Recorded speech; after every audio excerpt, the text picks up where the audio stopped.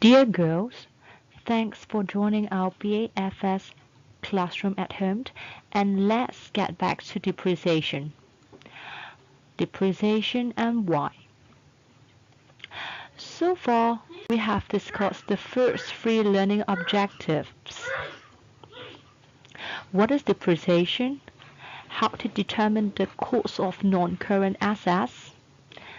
By differentiating capital expenditure and revenue expenditure, we are able to quantify the cost of non-current assets, which later will be subject to depreciation from year to year. Through the experience of setting up our own companies during the lessons, we are now able to tell that the difference between acquisition cost and estimated scrap value is total depreciation. And annual depreciation, to a great extent, is affected by the estimated useful life of the non-current assets. But have you ever thought of why should we provide depreciation? What are the causes of it? For me, depreciation looks like this funny picture. It flushes away and never comes back. It is a kind of expenses that would write off in the income statement each year. Students always find it difficult to remember the causes of it. So now I give you a big tips to remember it. Just remember the abbreviation of departments. D-E-P-T. DEPT, each of them represents a course. Let's go through them one by one with illustrations. First, for D, it means depletion. Depletion is a process of extractions which cause natural resources to run out. Well, I'm so lucky to have an experience of it.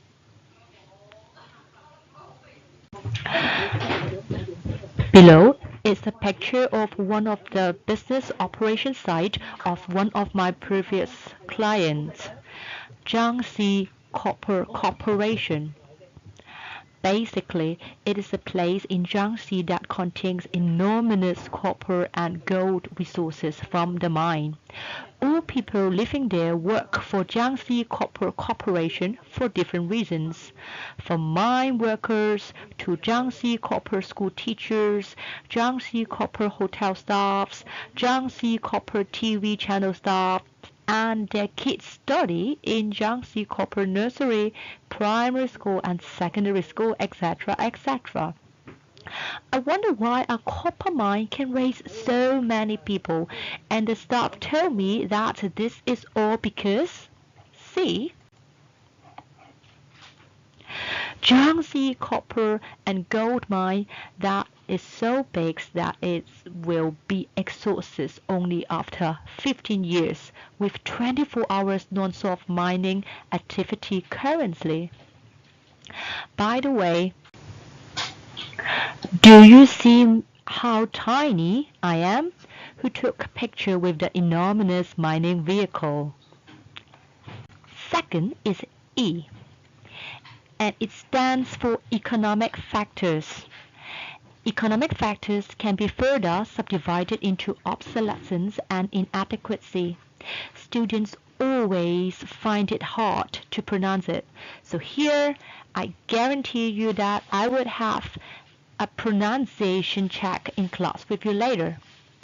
Obsolescence occurs when a non-current asset is no longer effective or outdated due to change in technology. What does it mean? See the following examples. Have you ever seen this? And this?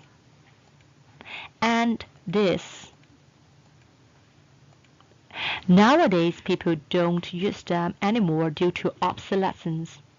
They simply listen to portable music with their smartphones. As for inadequacy, it occurs when a non-current asset is no longer used due to the growth of the business. take this example with you. With a small factory, an ordinary sewing machine can meet the production capacity. However, when the factory expands with more sales order received, it requires a larger sewing machine that can have mass production, like this one.